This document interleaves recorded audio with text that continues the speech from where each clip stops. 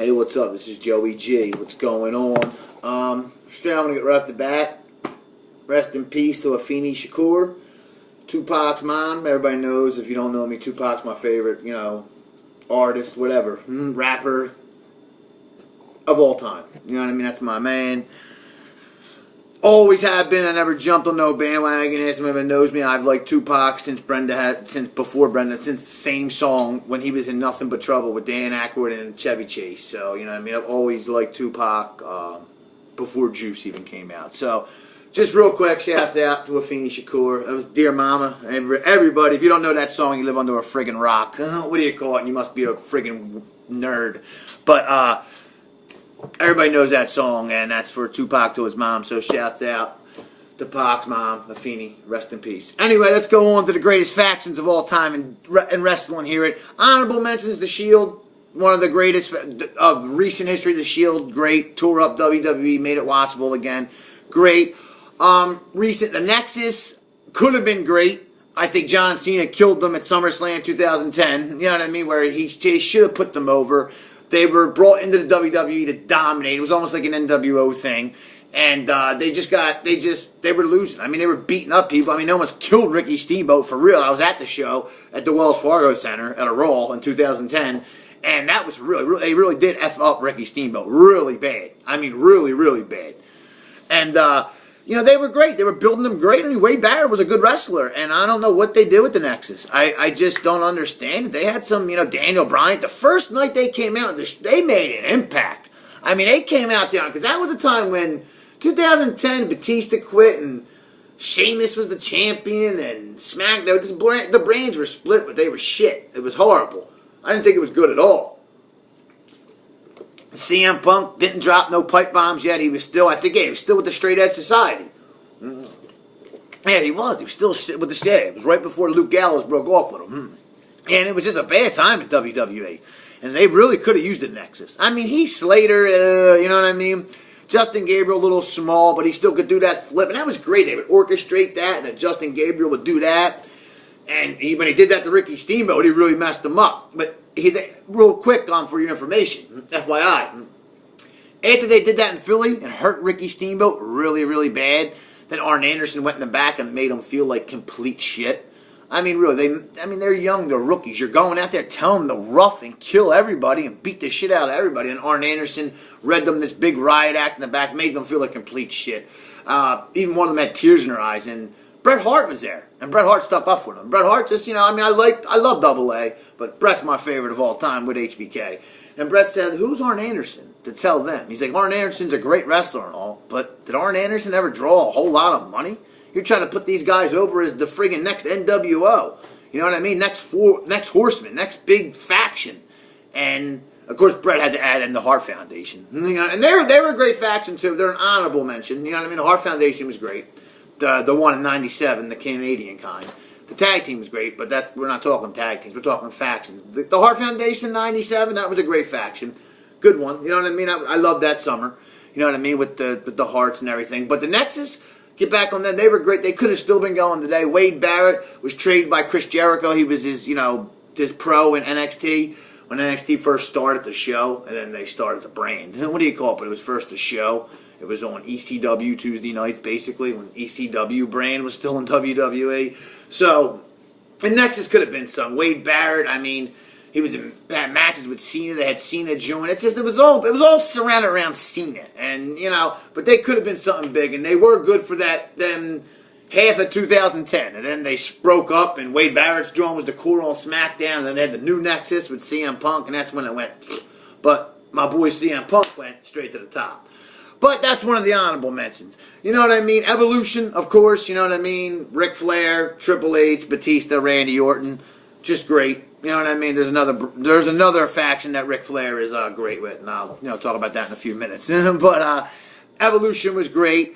Camp Cornette. Nobody, remember them. Vader, Davey Boy, and Owen, and Yokozuna. Yokozuna was there for a minute. 96, 97. I love Camp Cornette. I like Jim Cornette. Camp Cornette was one of the only reasons I still watched WWF at that time, because the other group, the NWO, and I'll talk about them too in a second, they were just running roughshod in WCW, but I was always a loyal WWF fan. You know what I mean? Except when I was younger, I did start with the NWA. I've told you that before. I started watching the NWA, but then I got lured over to WWF. And since '86, I was a loyal WWF fan. But as a kid, I was watching NWA, like I said, till I was about 8. And then I started watching WWF, in '86, till I was about 9, And then in '80s till '86. And then when I was about 9, I started liking WWF. But I was a loyal WWF fan, but WCW was just better. And plus, it was all former WWF guys. You know what I mean? Scott Hall and Kevin Nash, you know what I mean? So they were brand new. You know, they were Diesel and Razor to me. But I'll get on to that in a second.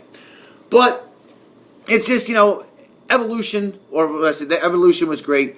You know what I mean? Like Ric Flair had some, Camp Cornette. What was I talking about? I get all messed up. And Camp Cornette was good. Liked Camp Cornette. It was the only reason I was watching WWF back then. You know what I mean? One of the only reasons. Shawn was champion. Stone Cold was just coming on. Shawn's one of my favorites of all time. Camp Cornette was good. They didn't make a real big stamp in the company, so they were kind of on the mid-card. Kind of like the Varsity Club. Anybody remembers the Varsity Club? Mike Rotunda, Kevin Sullivan, Rick Steiner, and Steve Dr. Death Williams in the late 80s. A great, go back on the network, check them out. A great faction. Loved them.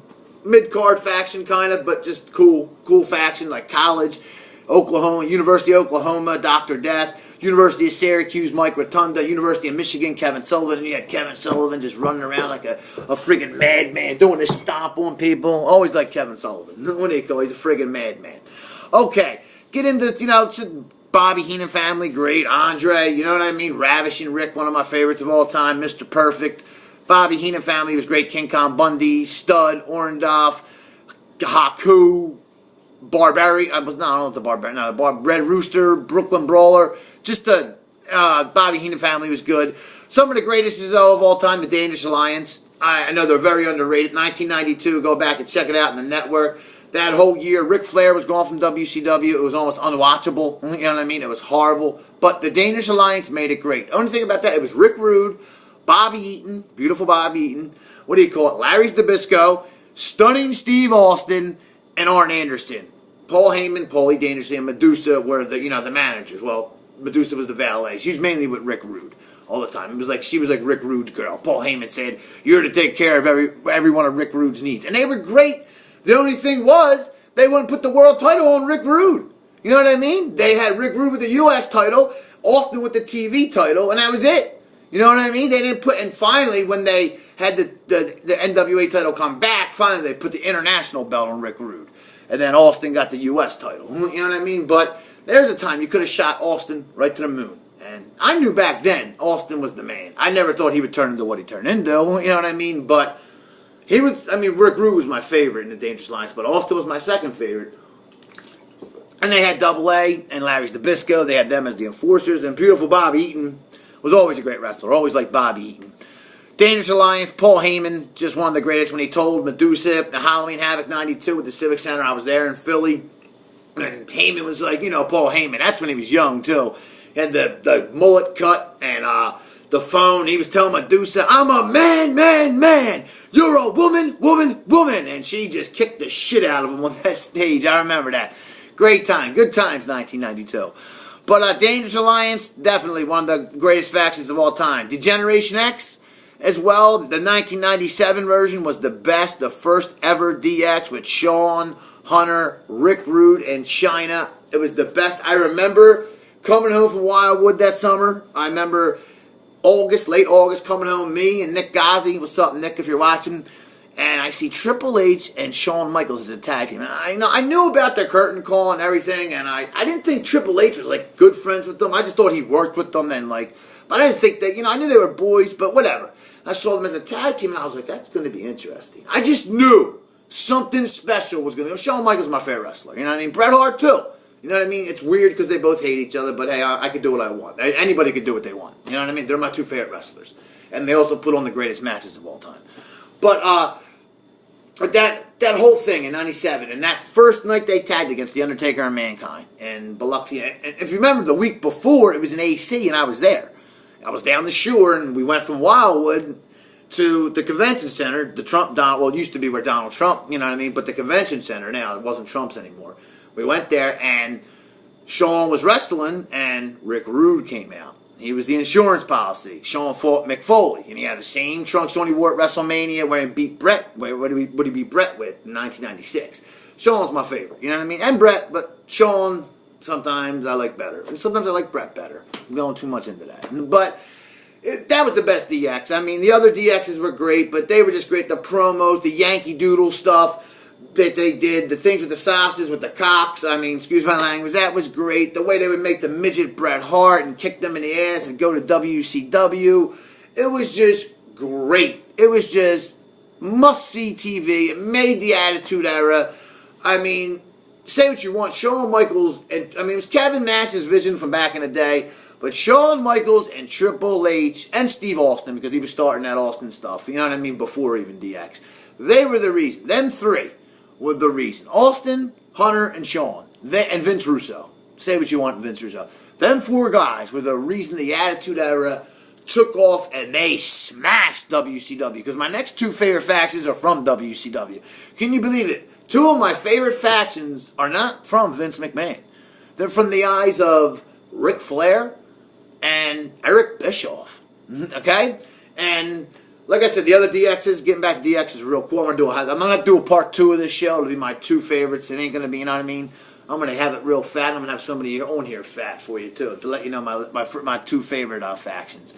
But going into DX, and I'll just go into them and, I'll use up this time right now. Talk about DX. DX was great. I mean, even when Shawn left, and I was always wondering, what are they going to do with DX? Shawn's gone. I mean, I was like, what is going to happen? Because I knew he was done. If anybody remembers watching that match with Stone Cold at WrestleMania 14 when Tyson was the special enforcer, Shawn was hurt. I mean, his back was, he was like, and yeah, Shawn was a dick back in the day. And that, I heard something earlier. I was listening to that Shawn Michaels Exposed. If anybody wants to check it out on the internet. But if you know, it's all losers talking about him. Dick Douglas. And Shane Troy, that's your real name.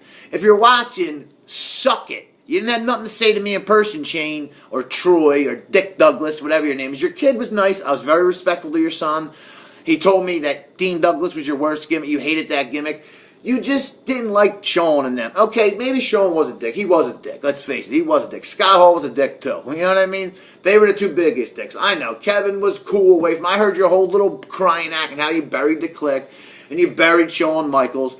But you're a dickhead. I remember, I was watching, as I said the other night, I was watching that Clash of Champions the other night where this idiot's coming down with a skateboard with Johnny Ace. And you all know who Johnny Ace is. John Laurinaitis. My name's John Laurinaitis.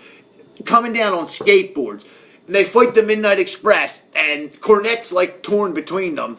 And he tells Johnny Ace to pin him, and he smacks Johnny Ace with the rat. I mean, I remember being in a Civic Center. I know I'm going off topic here.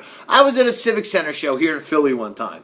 And it was the Dynamic Dudes. It was Dick Douglas and Johnny Ace, a.k.a. John Laurinaitis, against the Midnight Express. The whole Philly Civic Center. What's the whole Civic Center? 11,000, one of us here. 11,000 people. Chanting, Johnny sucks Shane's dick. Johnny sucks Shane's dick. Johnny sucks Shane's dick. They just got booed. They had long blonde hair and skateboarded. First of all, back then you didn't have that. You had a little one of them, like my buddy Richie Stuber used to do. He used to go like that with his hair. What's up, dude? What's up, Rich? But you did do that back in the day. What do you call it? But I did it too. I had that. That's what you did. My buddy Dan Miller. You have your hair down. You went like that. That's what you did. We didn't have long blonde hair. You know what I'm saying? Come on. But Shane, that just shows you where the mindset of WCW was. You know what I'm saying? It just. Just, getting back to the factions, DX was great, but everybody wants to, Shane Douglas, you know what I mean, says all that stuff about Shawn Michaels. Adam Bomb, where did your career go, Adam Bomb? You turned into Wrath, then you were a part of Chronic. Come on, in WCW, you sucked. All these people talk, Jim Cornette don't like him, or whatever. Shawn was tough to deal with, but all these people, and Adam Bomb, who do you think you are, disrespecting Shawn's wife like that, saying the guys in WCW ran through her? You're a piece of shit, Brian Clark, okay? That's to you, buddy. What do you call it? D-Generation X was great, though. After they moved on, I'm going to wrap this up real quick, and I'll have part 2 of this later on. They were great, DX. They moved on with X-Pac and the Outlaws. That was a good faction of them. They impersonated The Rock. They did a lot of things with the little kid imitating Owen Hart. That was great. DX was a great faction, one of the greatest of all time, but they're not the greatest faction of all time. They're not even in the top 2, and I will get to the top 2 tomorrow. Shawn Michaels, though, made that attitude era. Him and Triple H pushed that envelope, pushed it good. DX will always be one of my favorites. Dick Douglas, suck it. I can't wait to see you in person next time. Maybe I'll see you at the House of Hardcore. This is Joey G. Peace.